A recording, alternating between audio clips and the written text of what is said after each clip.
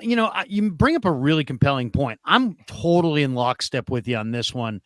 I really like Jordan Elliott, and not just the media guy, the other, Shout but out Splash. I like Jordan Elliott. I liked him at Texas. I liked him at Missouri. I thought he was really, really good, but he was good this year as a run defender. Hasn't been great though in his career. And Malik Collins, I thought, was enormously strong when I saw him coming out of Nebraska. I thought, man, this is one of the strongest defensive tackles I've seen. But he's also kind of, as I agree with you, I think these guys are kind of rotation players and they need their guy. Now, here's the question. And we don't want to get too football esoteric, but there's the 1 technique, the 3 technique, the 5 technique in a 3-4 front. They're in a 43 wide 9, and they've got Hargrave, who's a pass rusher, as the starter inside. Would you say that the priority is to get one of these monster 1 technique guys like a Tavondre Sweat, who just had a DWI, McKinley Jackson from A&M? I'm a big A&M fan. He was their captain. I like him. He was monster. Fun to talk to at the combine. He's just a load. I mean, you're not moving McKinley Jackson. He was their captain. He was their leader. And there's some other 1 technique guys later in the day. Jordan Jefferson, Evan Anderson from Florida Atlantic is a house. I mean, the guy's 340 or something like that. Do they need that 1 technique? Or, Brad, are we in a moment now in kind of, the evolution of D-line play that every guy on your line has to give you some pass rush? Kind of like an NBA, every guy's got to shoot. Well, in the NFL, it's like we're getting to a point where if you have one guy that is a Jonathan Hankins true, 1 technique that isn't going to rush the passer, they'll just sag that offensive lineman in and let him, combo block on somebody else and let that guy just kind of hang out there on passing downs. Do they need a Johnny Newton? Do they need a Braden Fisk? Do they need an Aurora Rowe? Do they need a penetrating pass rusher opposite Hargrave? Or do they need a DJ Jones, A-gap, 1 technique run stuffer? First of all, I love the question because it's definitely something that I have strong feelings on. I am of the mindset is you put all your eggs into the pass rushing basket from an interior defensive line standpoint. The way that I'm looking at it is you can supplement run stuffing, 0 techs, 1 techs, 2 eyes with late round guys. I mean, look at what DJ Jones was. Now, DJ Jones was a bit of an outlier because he could rush the passer and he could stop the run. And he was one of those squatty bodies. That's why he went where he went, is because he didn't have the prototypical size, right? But in my opinion, I'm of the mindset is dump as many assets as you can into pass rushers. I mean, you look at where the league's heading, Larry. It's becoming a passing league, and now you don't get the hip drop tackles you might see. Try to get more quick passes, more quick game, stuff like that. So if you can muddy the passing lanes, if you can get in, I mean, the quickest path to the quarterback, as you know, Larry's through the middle.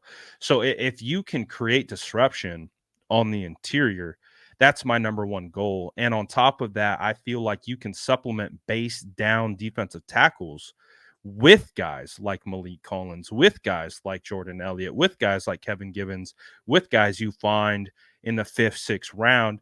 And that's their main goal, is to eat up double teams and let Fred Warner and whoever just roam free. So I'm more of the mindset of try to find that elite guy who can rush the passer. And if he can do all 3, if he can stuff the run from the 3 tech to the 3 tech, everywhere in between, and stuff the run, obviously that's the most ideal scenario. But if I had to pick one, I'm definitely going with the athletic upside of a guy who can rush the passer over the center, over the guard. And because I'm also of the belief, if you can do that, you can likely hold up well in the run game too. So I definitely lean more pass rushing from the interior than run stuffing. Do they need an edge rusher? I mean, they have Bosa. They signed Leonard Floyd. They brought in Yatir Gross-Matos. They still have Drake. They still have Beal. Austin Bryant's there. They got some other guys. But what do you think? I mean, and is there an edge rusher that you really like in this group? I mean, obviously we all love Dallas Turner. He tested great. His production was great. But among the guys that they may actually be able to, get a chance at, Chop Robinson, Jonah Ellis, Braswell, Marshawn Nealand.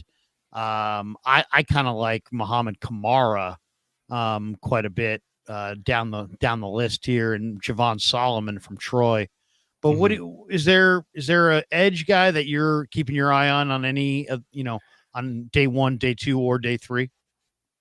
Obviously, I think we know Jared Verse, Latu, Turner, like you mentioned, they're going to be the top 3 guys that go. Chop Robinson is the outlier because he has the physical tools that you're looking for from a premier edge rusher.